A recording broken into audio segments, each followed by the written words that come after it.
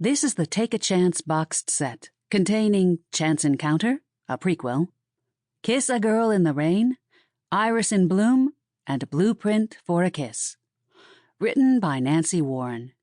Narrated by Teri Schnaubelt. Chance Encounter, Take a Chance, Prequel. Written by Nancy Warren. Narrated by Teri Schnaubelt.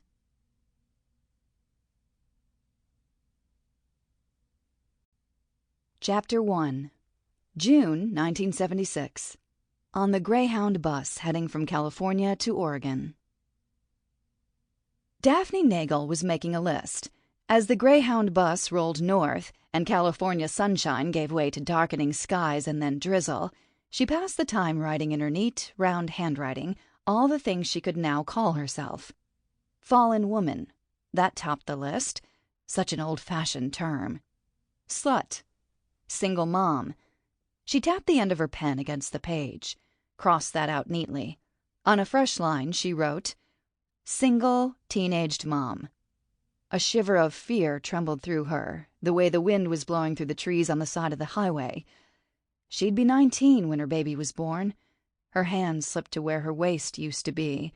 At 5 months pregnant, she wasn't showing that much, but she hadn't been able to zip up a pair of jeans in 4 weeks. She wore sweats, mostly, and bulky shirts. She crossed out the last item on her list, rewrote it one more time. Stupid, pregnant, teenage slut. She started to write adulteress, but she crossed that out too. She'd take the rap for a lot of this mess, but her American history prof had told her he was separated before she let him take her to bed. She hadn't known that separated, in his terms, meant that his wife and kids were visiting her family back in Virginia for a month.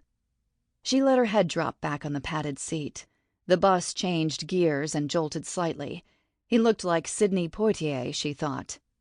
And as she'd sat there in class, mesmerized by his deep, rich, professorial voice, and heard him lecture with passion on freedom and justice, she'd believed in him with every fiber of her being.